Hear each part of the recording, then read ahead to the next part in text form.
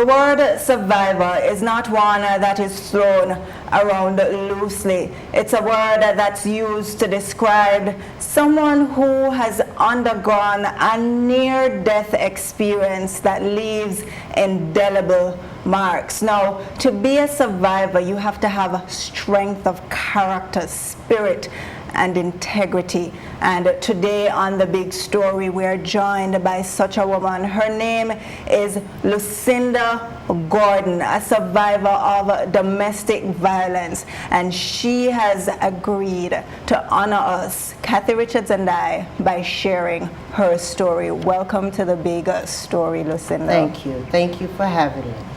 As you heard there, I threw about the word survivor, which a lot of us tend to talk about in situations as these, but how do you see yourself when it comes to that word?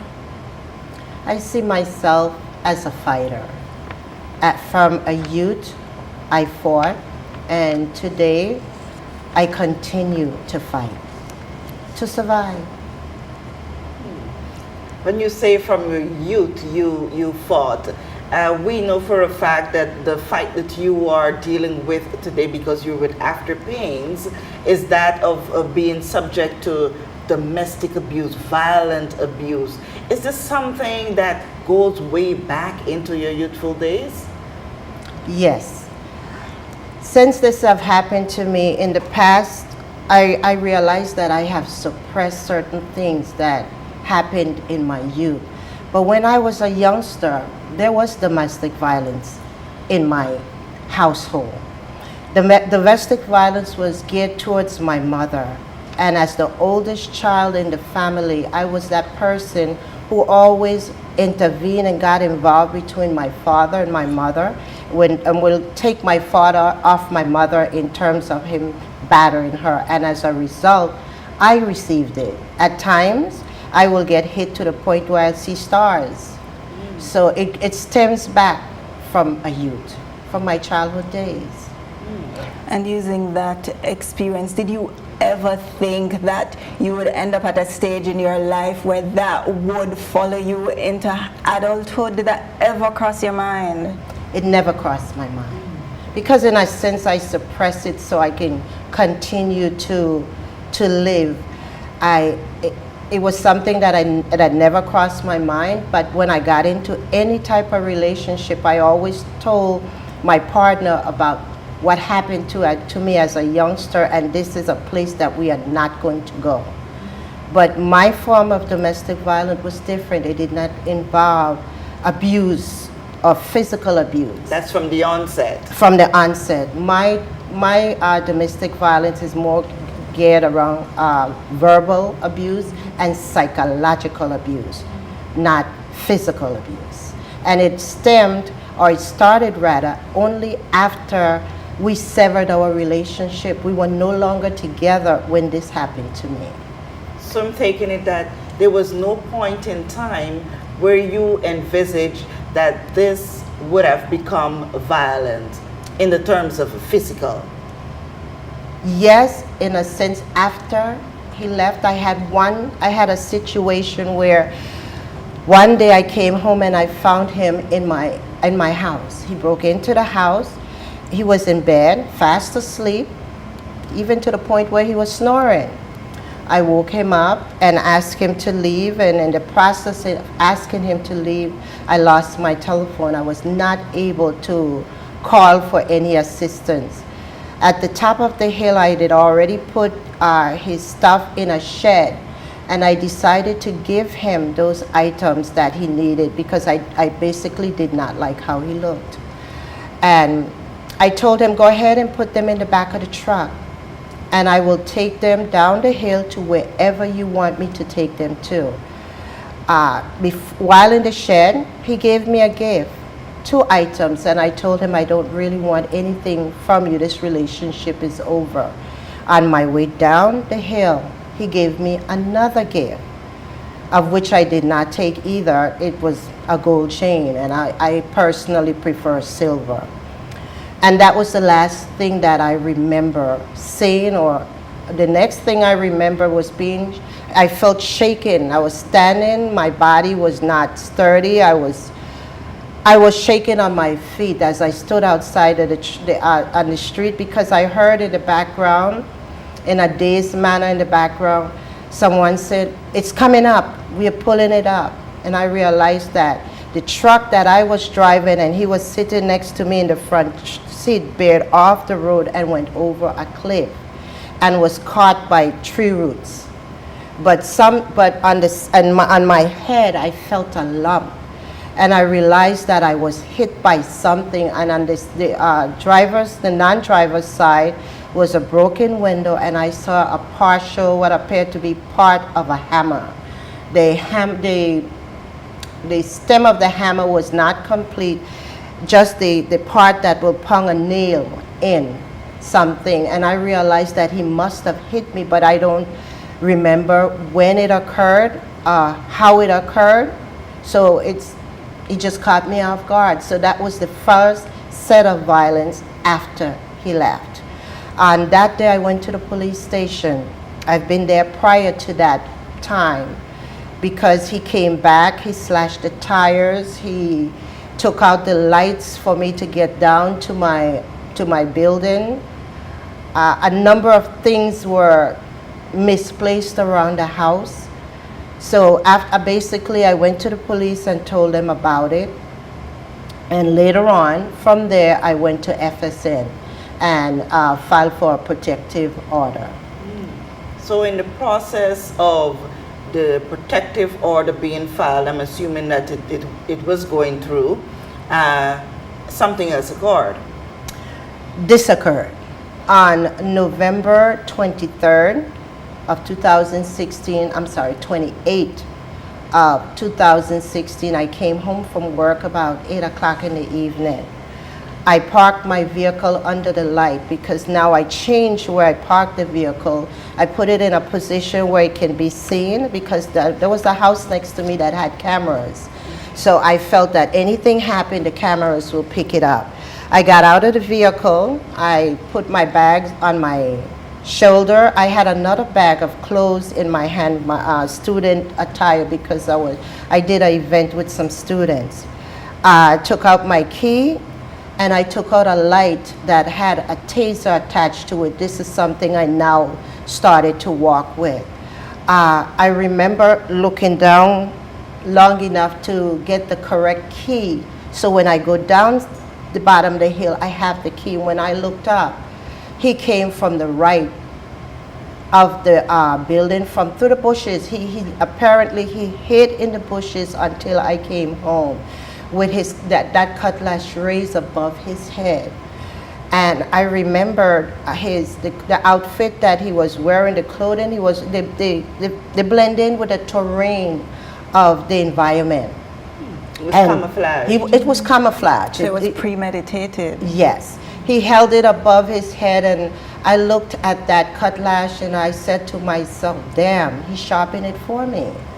You know, so as I started to back up, because I'm backing up and now taking the things off my shoulder to defend myself, I couldn't get them off fast enough. I remember dropping one bag and tasting him. And after I tasted him, he held me from right here.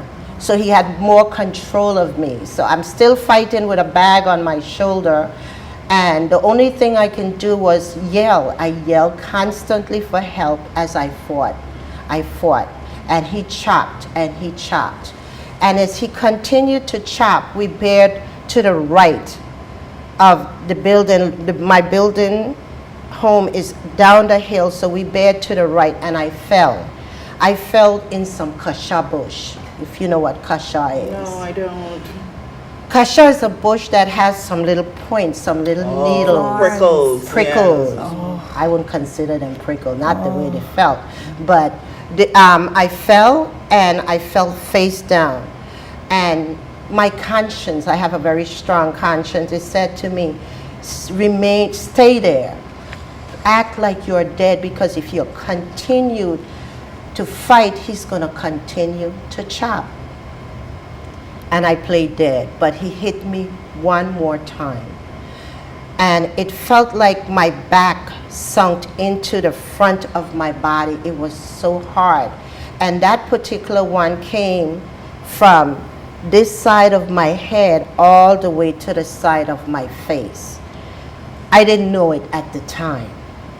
And after that, I remember vaguely that I had to crawl to a point where I was in an area where I had to crawl to get back up to the street because I was nowhere near the street.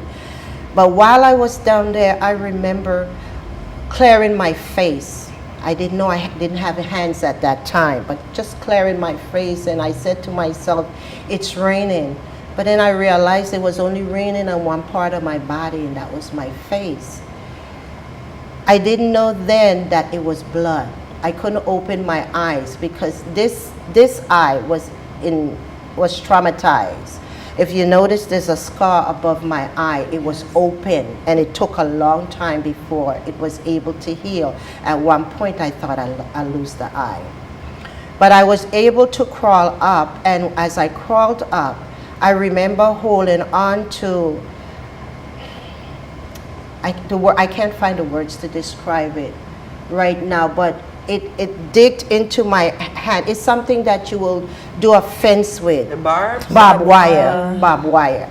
I held on to barbed wire because the barbed wire imprint was still in my hand when I went to the hospital. And between that and catching, and the item that I fell in, I was able to crawl up at the side of the road. But while I was down at the bottom, and I remember clearing my face, I said, Lord, please don't let me die this way.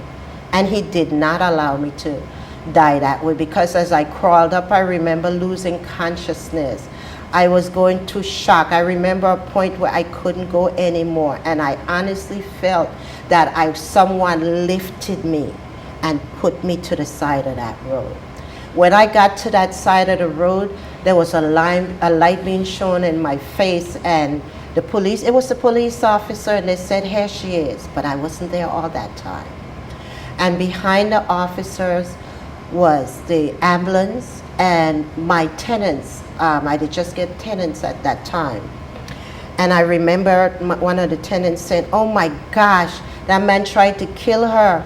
Look, he cut off her hand. At that point, I knew then that I did not have a hand. I often wonder how I was able to crawl from the bottom to the top with a severed right hand, no thumb. I have a thumb today, but no thumb, and the middle finger of my hand was so severely damaged that today it does not, it's not straight. Yeah. It worked, but it's not straight. Yes, to a lot of therapy, I have gained motion in it, and it now works. This is so painful, just simply listening to the story. But I know in spite of all you would have gone through, you've survived today to tell a story, to probably help save other women and even men who are going through abuse in their relationship, in their homes, in society. What are some of those lessons that you would want to share? I tell my story today because I know this event happened, it's past. This is who I am today, and there's nothing that can be done. But in terms of sharing, I want to be able to share because I have a lot to say in terms of what I've been through. For individual today who's going through domestic violence, I will say to them, the first thing you need to do is to seek the Lord help. Talk to the Lord. Get a conversation, have a rapport with him on a regular basis. In addition to this, you need to go to the police officers and make them aware of what is going on. But once you give that report, you need to get a copy of that report and the date and what was said in it and what was not said. The officers are there to help you with the violent aspect of it. Hopefully help you with the violent aspect. You also have another means in the form of SSM. FSN. Thank you for that correction. Yes, because through them you can get counseling, and you can get further guidance in terms of what you can do from a legal aspect, and how you can help the children that may be involved, because we don't realize that children in the household who are involved in domestic violence, they are affected. Over time, I was affected. But it's something that I fought over the years, and I suppressed that knowledge. But now it comes right back. And because it comes back today, I want to talk about it. Right. Because apparently it never left me. In addition to that, you need to, I know it's something that you don't want to talk about it because you don't want no one knows your business. You feel hurt by it, you feel saddened by it. But if there's someone in your church that you can confide in, talk to that person. In addition, one of the things I've done throughout my relationship was to keep a journal, because it was through my journal, writing things down, that I realized after reading that journal one day, this is what you actually accept. This is what you've been going through. Why? I questioned myself, and that's when I made the decision, I have to get out of this relationship. I need to get out of this relationship. The process of getting out of an abusive relationship, whether it be physical, whether it be verbal or emotional, there are certain steps one should really be taking in order to be careful. Talk a bit about those steps that should be taken. Well, today, my next relationship, because there will be a next relationship. You're a strong girl. There will be, I have, as a woman, I have needs and wants, and I believe in having a relationship. But my relationship, it's important that I have communication. There was no communication in the last one. That's not only communication, but trust. But in so saying, I am not going to take that individual word if they tell me, no, I'm not, I'm divorced, or they tell me something about their past. I'm going to investigate. I'm going to look into it. And it might mean that, no, I'm not going to say I'm going to follow you, because then I don't want my other half feel that that's where I'm going. But I'm going to look into it, honestly look into it. I'm not going to take what you tell me as verbatim. I am going to inquire as to really about who you are, where you came from in terms of the type of relationship that you had before, even if you came from a relationship or a childhood that involved domestic violence, because it is something that it grows with you. It grows with you. Earlier, you said that your relationship had signs that you didn't pick up immediately that were verbally abusive, emotionally abusive, and you'd never have guessed that it would have gotten to the point that it did violently. What are some of those signs that women or men may overlook but are very indicative of not just what's happening but things to come? One of the reasons I didn't pick up on the verbal abuse is that my partner drank. And he was an alcoholic, and I feel that he never admitted that he had a problem with liquor. I often talk to him about the other woman in our life, and that other woman I call Miss Sunset.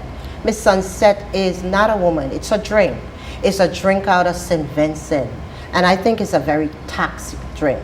But verbally, he will become verbally abusive after he drank. And so he'd be very nasty with the words. And when I told him about it later on, he admitted, no, I did not say that. I did not say that. But of course you didn't. You were under the influence. And my saying to you, don't take whatever influence they are under and they verbally abuse you. It's verbal abuse. Okay. Whether they remember what they did or they don't remember, because at times I felt that he actually remembered and he used liquor as a means to say that I didn't say that and I don't remember what I said. I really believe at times he said it. Now the other part of my abuse was psychological. There were times when he wanted to make me believe that I was crazy. Certain things will disappear, certain things that was important or essential to me, such as my prescription glasses, my cell phone, my keys. I could move the car if I didn't have my keys. I needed my prescription glasses. I read very well, but there's time when I need them to read effectively. Or a drum drive that I have all my information, and at times he will actually help me look for the same item that he took. So I was the crazy one. So why would he help me look for something that he did not take? You know, so you have, and that's where that journaling where Journaling thank comes you, in, ladies. yes. That's where that is helpful, because sometimes when you write and you put that down, you go back, you start to notice like, wow, this have happened before. So this can be an isolated situation. This is a situation that have taken place before. All right, a part of the learning of lessons from your experience as well, and this is a heavy one. It has good, but it also has some negative, including learning some things about the police and how they handle domestic violence situations. What were your takeaways, and what do you recommend going forward? At an earlier time, I mentioned that the Eastern Police dropped the ball. I still feel that way. But before I continue, I want to say in every organization, there are members who are going to do their job effectively, and there are members who are not. I've met a handful of police officers in the Eastern District that did well by me, but that was the minority and not the majority. But after looking at the incident with myself, I had an opportunity to read the Virgin Islands Domestic Violence Act of 2011. And in that Virgin Islands Domestic Act, there are many things that the police officers were to do that they did not do. For example, in that act, there's a form that the officers were to read me my right as a domestic violence victim. And at the bottom of that, they were to sign it. That never occurred. In addition to that, there are forms in there that the police officers were to fill out. And one of the questions were, did this occur before? So there is an area where they should have a diary of all the events that were related to me. I don't think that was done. So in so saying, in addition to that, after reading some of the comments at the bottom of the last article where that I spoke for, someone mentioned that the officers are not trained in domestic violence, and I agree with that. They are not trained. Yeah. I feel that there should be a domestic violence crisis team, that this is something that should be created in at each police station. You should have 2 members, a male and a female, trained, and this should become a part of this domestic violence crisis team, because when a domestic violence issue comes to the station, it should be referred to them so that they can follow up. Domestic violence is not something that happens overnight. It's an ongoing process. And because it's an ongoing process, it's a process that should be followed up with on a regular basis, not just with the mother or the father, but also see how this impacts the children and how they can help the children in the household. Talking about children, I mean, for us who are listening to your story, persons, other adults in homes that are going through situations maybe similar or in different ways to you, you want to go back to your classroom.